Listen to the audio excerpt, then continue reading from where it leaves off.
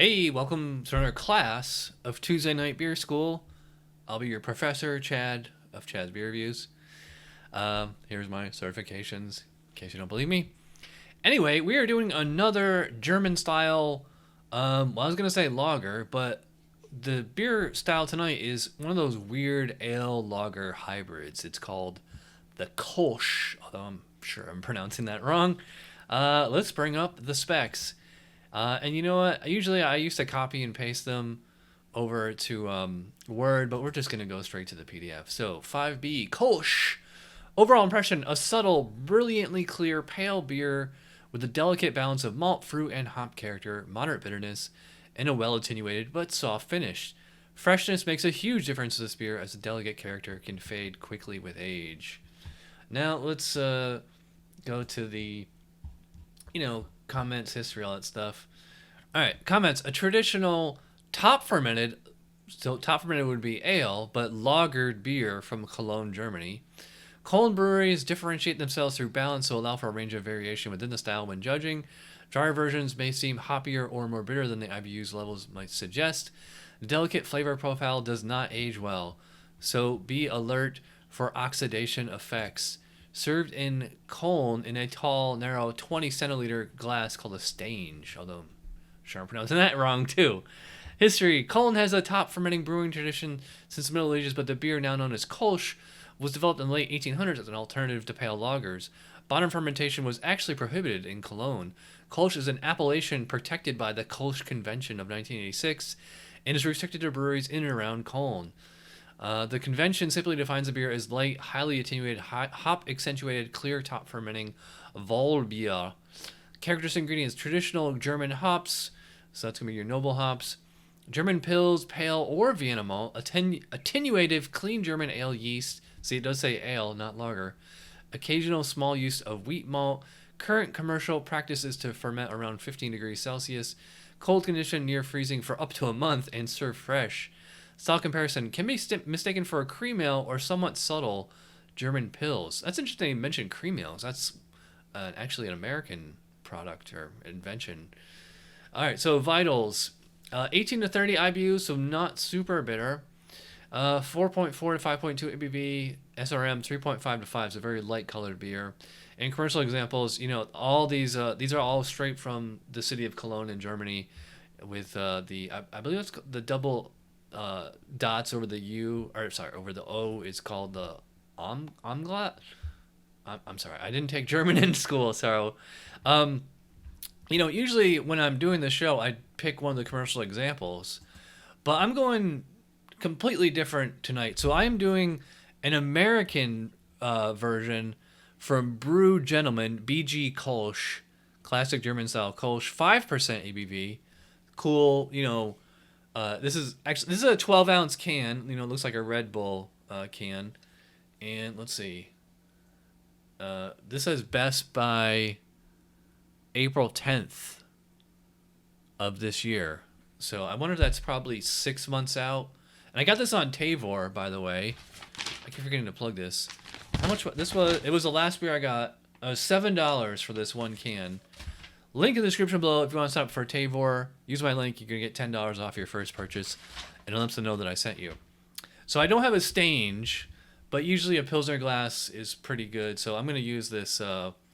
Actually, I believe this is only a 12-ounce Pilsner glass that I got at this homebrew competition I judged in 2019 right here in Orlando.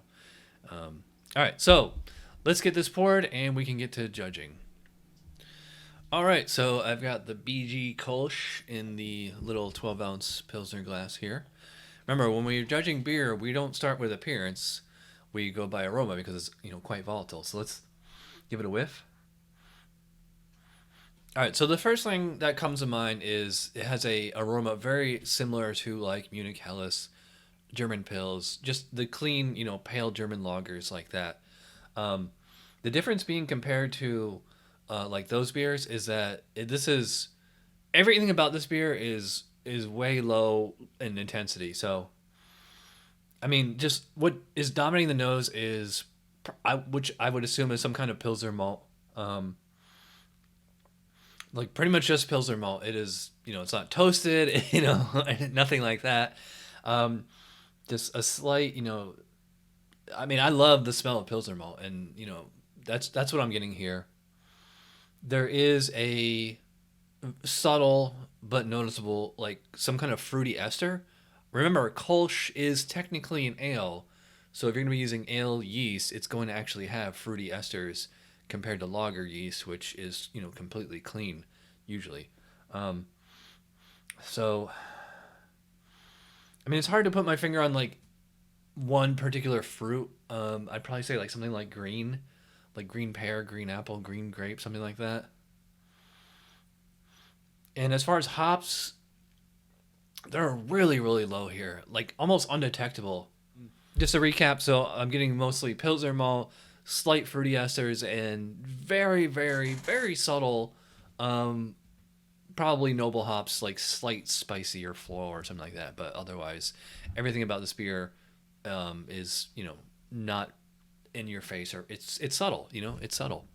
All right, so let's check the specs. All right, aroma, low to very low, grainy sweet malt aroma. That's exactly what I said.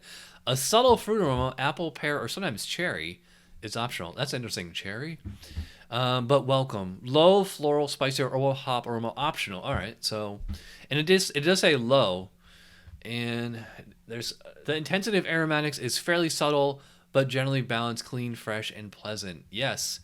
So wow, that was exactly what I said. Um, but it's also a very hard style to judge because everything about it is subtle. So it's like if everything's subtle, like how do you know the good ones from the bad ones? But to me, this seems to be pretty well on for the style. So I'm gonna go. I think I could go 9, maybe even 10. As always, if it's your first time here, usually I start low and then I come back.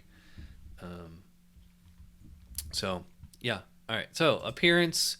I mean, you saw it, and also I'll put a picture right here or here, wherever I have room.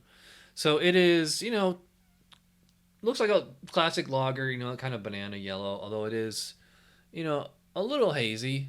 And it had about two fingers of foam when I poured it. It's been a few minutes. I don't see any sediment in the glass. In fact, if you look at the bottom, it's actually, it's clear, but I mean, I would call it cloudy. And I can see carbonation bubbles slowly making their way up from the bottom. So let's check the specs. Maybe I should get a shirt made, Chad's Beer Reviews. Let's check the specs. Would you guys buy that? Let me know. All right, so let's see what's going on here. Appearance, medium yellow to light gold, brilliant clarity, has a delicate white head that may not persist. All right, well, it does say brilliant clarity, and this is cloudy, so we got to penalize it for that. But otherwise, the color is there, and I'm not going to penalize it for not having a head.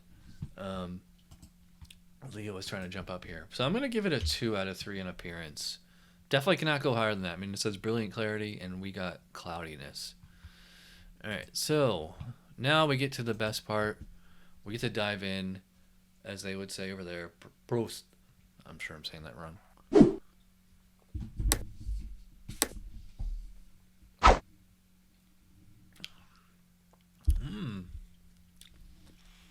Oh, wow, that was really tasty. So up front, it was a little mild. I'm just getting like a, standard Munich Helles type flavor, just that continental malt, but subtle. And then as it crests and starts going down on the finish and the aftertaste, big, surprisingly big, Pilsner malt flavor. I love that flavor. And then at the same time, and kind of lingering in the aftertaste, is this fruity, fruity ester kind of flavor. I would not call it sweet, like not like sweet fruity, but just the flavor of some kind of fruitiness to it. I think I get a little bit of almost like a lemon zest or lemon peel. It's nowhere near like a West Coast IPA or anything like that. Um, I believe I do get some kind of lemon sensation from other cultures. I have to go back and read some of my reviews, but I'm just saying like it's probably like a fruity ester. And now those hops are starting to come in. Actually, I noticed that, I actually noticed on the first sip, but so it is a, fairly low, I'd say low to medium low, some kind of noble hop type flavor. It's like that, spicy, almost like a rye or peppercorn kind of flavor. And a nice bitterness. I mean, the beer is not that sweet, so it doesn't really need a whole lot of hops to balance it out. And the whole thing about Kolsch is that I don't want to say it's mild, but it's just, it's a subtle, it's a subtle beer style. It's nothing about it. It's like in your face. I will say that the malt flavor on this is definitely different than a Munich Helles or a German Pils. It has just like a little bit of a different flavor. But yeah, I think this tastes surprisingly well, and it's conforming to the style quite well as far as I can tell. So let's check the specs on flavor. Flavor: a delicate flavor balance between malt, fruitiness, bitterness, and hops, with a clean, well-attenuated finish. Yeah, the medium to medium low grainy maltiness may have a very light bready or honey notes. I wouldn't. I mean, I get honey off of German Pils, but I mean, I guess that's just the malt. The fruitiness can have an almost imperceptible sweetness. Medium low to medium bitterness. Low to moderately high floral, spicy, or herbal hop flavor. That's interesting. They say because in the aroma they said low is optional, and now I'm saying low to moderately high hop flavor. Yeah, so I'd probably put it at like moderate hop flavor. Most are medium low to medium. Yeah. May have a neutral, grainy to light, malty, sweet impression at the start. Yes. Soft, rounded palate. Finish is soft, dry, and slightly crisp, not sharp or biting. Yeah. Like I said, it's definitely well attenuated. I would not call this sweet at all, but it's not bone dry either. Although I think like all the fruity esters account for that. No noticeable residual sweetness. Yep. While the balance between the flavor components can vary, none are ever strong. Yeah. Although I will say I do like that Pilsner malt flavor that I get on the back end. It's just like it's like taking a mouthful of like just chewing on Pilsner malt. This might seem high, especially but I'm gonna say 17. I could adjust that a point or two in either direction, but yeah, all right. So let's talk about mouthfeel.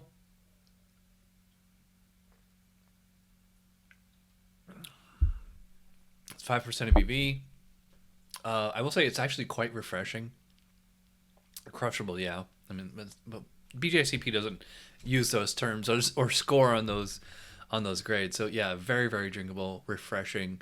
So actual mouth feel or body, I'd put at light, medium light. It's not quite as crisp and effervescent as a lager. In fact, I would probably put the carbonation at moderately low or moderate. It's not champagne effervescence like a lot of the actual like lagers. So I mean, to me, this does drink like an ale, at least as far as mouthfeel is concerned. But yeah, it's real. Soft is a word I would use. Real comfortable, easy to drink, refreshing. Yeah. So let's see what it should be. Mouthfeel, medium light to medium body. Most are medium light. All right, yeah, I would say this is medium light. Medium to medium high carbonation. Smooth and soft, but well attenuated and not heavy, not harsh. I don't know why they need to include that, but yeah. I would call it medium light and medium low carbonation. It just seems like a little undercarbonated to me. I don't know if I'd say it's straight up medium, but I think that's scores is still pretty high, or at least for that metric. I'm gonna go 4 out of 5. I can maybe go 3 out of 5. Overall impression, I'm actually quite impressed. I'm gonna go 8 out of 10. That means a total score of 40 out of 50. Yeah, I agree with that. I think that's really good. I don't know if it goes as far as say classic example. Certainly not flawless. I mean, you could hit it on the appearance at least. It's it's a little hazy. Wonderful. I don't know if I'd call it wonderful. I mean, I think wonderful if you had any of those Kolsches in the commercial examples. You have those at the brewery in Germany. That's probably going to be all those checked boxes. But I mean, it's still an excellent beer. Or well, by BJCP. That's, to me, this is very good. I really like it. Not sure if it was quite worth $7 just for one can, but and I would much rather be drinking this outside in July than inside in January. But yeah, this actually conforms to the style guidelines surprisingly well, remarkably well. So if you can get this, check this out. Brew Gentleman BG Kölsch. They're out of Pennsylvania, I believe. Braddock, Pennsylvania. Shout out to the Beer Patrol, because they're in Pennsylvania. So, yeah, I thought this surprised me. I thought this was going to be kind of lame, but yeah, it's pretty good for the style. I like it. Again, if you want to sign up for a table, link in the description below. Use my link. You get $10 off your first purchase, and let them know that I sent you. All right, so thanks for watching. By the way, if you're interested in becoming a beer judge, I highly recommend any of these books on my shelf, especially these two, Tasting Beer and How to Brew. Those are the two textbooks you need if you're going to take the exam. And I still have a few copies left of my Pours and Stouts if you're interested in that. All right, so thanks for watching, and I will see you guys next Tuesday. And plus, I'll have some regular beer reviews between now and then. All right, so thanks for watching. Cheers.